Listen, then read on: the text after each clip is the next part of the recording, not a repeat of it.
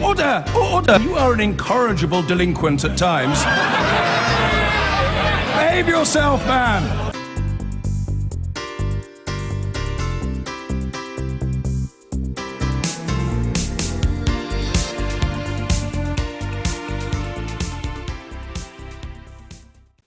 Now, at one stage, as many as 8 candidates, we think, had their hats in the ring for the UKIP leadership contest. But this morning, the number still standing fell to just 3, because Peter Whittle, he's a London Assembly member for UKIP, he pulled out, announcing he's backing Paul Nuttall instead. As well as Mr Nuttall, the remaining candidates are John Rhys Evans, who was UKIP's candidate for Cardiff South at the last general election, and Suzanne Evans, a former deputy chairman of the party. Now, we're going to speak to her in just a moment. But first, here is what the major UKIP donor, Aaron Banks, had to say about the state of the party earlier this week. It is a bit of a crisis, isn't it? I mean, the whole reason of UKIP was to get the Brexit referendum. We won it. I think UKIP has to define what it is, but make no mistake, the other parties, well, Labour in particular, are in big trouble, and it's really a question of whether UKIP can redefine what it stands for and change itself. Can UKIP do that without Nigel Farage? Well, that's the big question, isn't it? And we'll have to wait and see who gets elected. At the moment, it's in a hell of a mess. There's no sugarcoating that. And Suzanne Evans is here. Welcome back to the programme. Before we come on to your leadership bid for UKIP, you've quoted as saying that the High Court judges who ruled against the government over the Brexit issue should be sacked. What bit of the independence of the judiciary don't you understand? I absolutely understand independence of judiciary. Let me make my comments very clear. I think it's one of those things on Twitter when you only have 140 characters. I've been concerned for quite a while that the judiciary is becoming more politically active. And I think there needs to be some kind of recall mechanism for them, possibly. I think they need to be more accountable. I think this case actually highlights it very well. So should they be sacked or not? Well, I think with the case, this particular case, we have an instance here where the Lord Chief Justice is a committed Europhile who I think founded the European Law Network, which is committed to European legal integration. So I think perhaps there is a case. It's a conflict of interest. Well, I don't see why they shouldn't be accountable to a select committee, the select committee in Parliament. Perhaps we need to look at giving the Justice Select committees Committee. Can't sack anybody. Well, that's again another thing I think that I want to campaign for as UKIP leader. Select committees should have a little bit more teeth in Parliament. You are aware that sacking judges whose rulings you disagree with is what they do in banana republics and dictatorships like Egypt. Sisi, he didn't like what the judges did, so he just got rid of the judges. Of course. And is that really a route you want to go down? Of course it isn't, and it's absolutely... Well, that's what you're talking about. No, it's absolutely not the route I'm going down to, Andrew. And I would be the first, actually, to say I certainly don't want a situation in England like we have in America, where we have elected judges, for instance. My question for... Well, but the major judges in America are not elected. The Supreme Court is appointed, and the courts of appeal on the federal circuit are appointed as well. But you've said that MPs should have the right to sack judges. That's what you said, thereby breaking a cardinal principle of our Constitution and of the American Constitution, that there's a separation of judiciary and the legislature. Absolutely. Is that really what you want to do? This is where the line is being crossed. We are seeing increasing cases of judicial review where judges are allowing pressure groups and campaigners to bring cases for judicial review and then making rulings which would not stand up to scrutiny at the ballot box. But Parliament can overturn judicial review with an act of Parliament. If it doesn't like a judicial review from the judges, Parliament can amend the legislation, which makes the judicial review null and void. Parliament on that is sovereign, but it doesn't fire the judges. But do you think then that judges should be accountable to no one? That's the question, isn't it? And that's the situation that we have at the moment. The point of an independent judiciary is that they're independent. That once they are appointed, like our Supreme Court judges, yes, they have the freedom to rule as they see fit under the law. But that's how it works here, it's how it works in Germany, it's how it works in France, it's how it works in America. But if it can be seen that their rulings are actually, they're acting ultra vires in trying to make the law as opposed to actually enact the law, what do we do about them then? I think there needs to be a mechanism in place to keep that judicial activism in keep them in a short leash? Yes. All right. Peter Whittle, one of your rivals, has withdrawn, endorsed Paul Nuttall. He's the bookie's favourite. Are you going to stand aside for Mr. Nuttall too? Absolutely not. I think I've got a very different skill set to Paul. I think I've got a very different approach. And I think my strength is that I can broaden the appeal of the party still further. So, no, I've been... members have wanted me to stand in a leadership race for quite some time, since June. I wasn't able to stand in the first one. And no, absolutely not. I have a duty to stand. I think UKIP members want to see a good, fair, clean contest, and that's what it will be.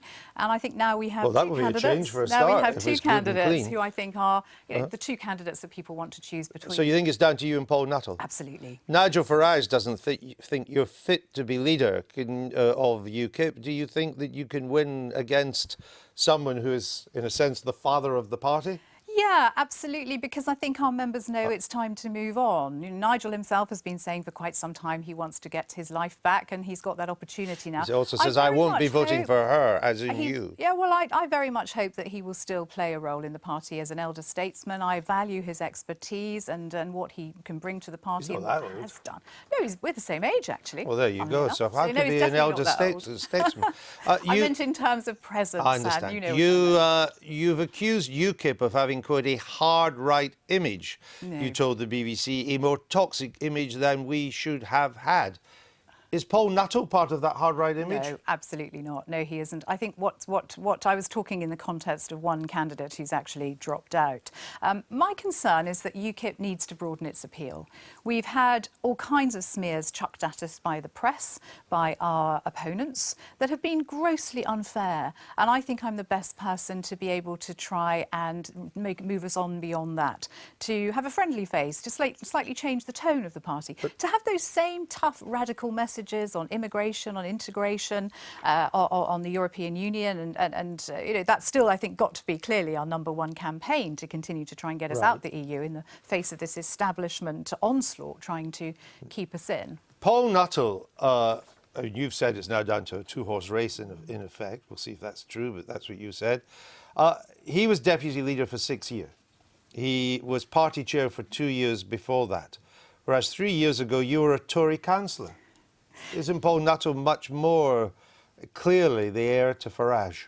Well, it's not about the heir to Farage, is it? It's about who is going to do the best job to move our party on towards 2020 general election, but also to be able to get councillors into place to take control of councils. But he would up do and down well the in country. the north. You're a lady of the home counties. No, I was born in the West Midlands, Andrew. I went to university in London. I've worked all over the United but Kingdom. your demeanour is that of the home counties, whereas Paul Nuttall is a. Am I still allowed to say Scouser? Could you say a Scouser? I don't think Paul would mind. So Right. I think he Okay. Well, he's can. from Merseyside. Got a Merseyside accent. Speaks to working class vote, which I would suggest in the north, disillusioned Labour, maybe even more disillusioned with this High Court ruling.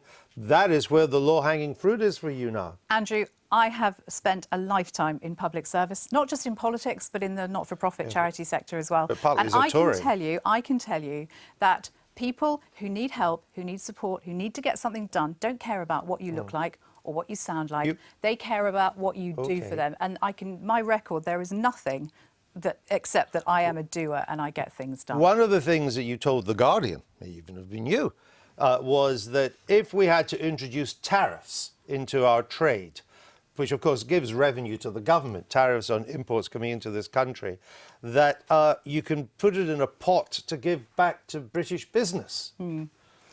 Are you aware of what Article 3 of the World Trade Organization says? I have had conflicting messages about this. So I have asked actually our policy team to look into this and to see what can be done. And that's really all I can say because I've asked them to report back. Well, I can tell you right now that Article 3 makes that illegal. You cannot use tariffs to subsidise businesses that have been facing tariffs. OK, well, if that's what the policy team comes back to me and says, that's what the policy team comes back and says. And so we drop the idea. You know, if I make a mistake, I put my hand up to it, Andrew. I don't try and plough on regardless. No, like that's some of fair these enough. MPs That's who fair are enough. trying to overturn the will of the people their own My ends. invoice will follow. I hope it's not too big. What do you make of this race?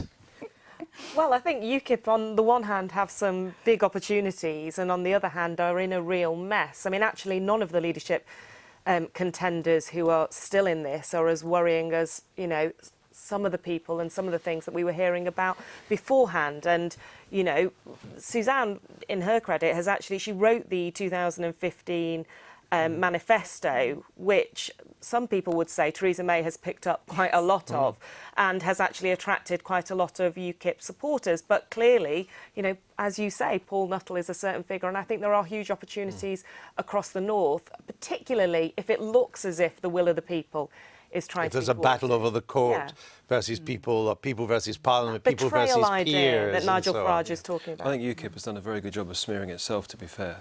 Forget what the press. What do you think about the leadership? I think the leadership, basically, if you put the two of them together, Paul Nuttall or Suzanne together, they have a perfect chance to come in and take votes off Labour. I mean, Michael Duggan in Barnsley, widely respected Labour MP. No, but which one would have the better chance? You said put the two of them together. Which one It's would not have for the me to say. I think I Really? think whoever wins out of Paul Nuttall or Suzanne Evans, the other one must come behind them. Well, that's because at the moment, Michael Douglas was saying Barnsley, UKIP at the last election got 10,000 votes in that constituency. They never leafleted. No one ever knew who was standing for them. That is the power they have in the north. Well, that's an interesting point there, that regardless of who wins, what he's saying is that you might be quite a formidable double act. I think we would be. So would you be happy to serve as deputy to Mr Nuttall, or and if you win, would you ask Mr Nuttall to be your deputy? If I win, I would be more than happy for Paul to be my deputy. If he'd accept that position, I'd be delighted.